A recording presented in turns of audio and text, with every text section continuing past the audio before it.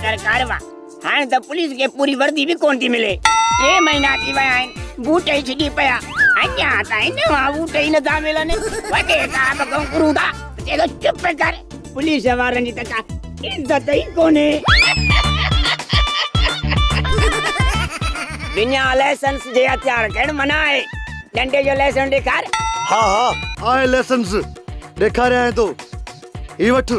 मता अचे त कादन मां खर्ची कढबी वठ हा और ते कर ॾिसां मता चई त जेको आहे सुतली मैट्रिक फेल आहे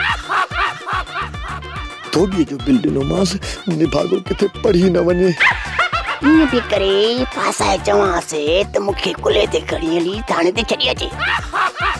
निभागा डंडे जो लेसन टराए थो वती पर इहो लेसन तोखे ठगी कीअं मिलियो रिश्वत ॾेई ॿियो वरी कीअं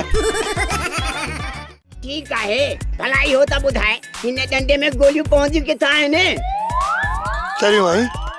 या सूबेदार आई हिकु मान सभु सूबेदार साए को हूंदा थी सभु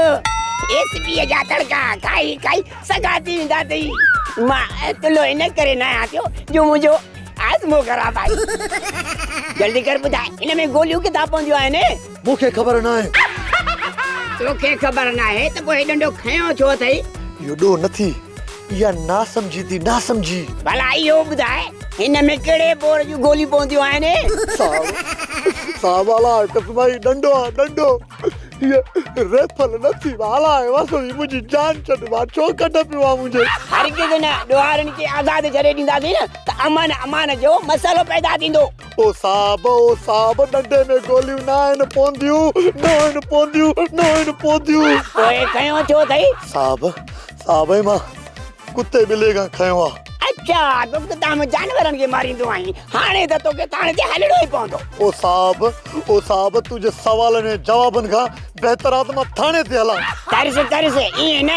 घोड़ो थी ऐं मूंखे बि खयूं हल साहब घोड़ो कीअं थिया बची फाटल आहे बाक़ी हा कुल्हे ते चढ़ त मां तोखे थाणे ते छॾे जा हलिया साहब हलिया वेठो आहे साहब बेल्ट ॿधो थी साहब नाले अल्लाह जे खैरात ॾियो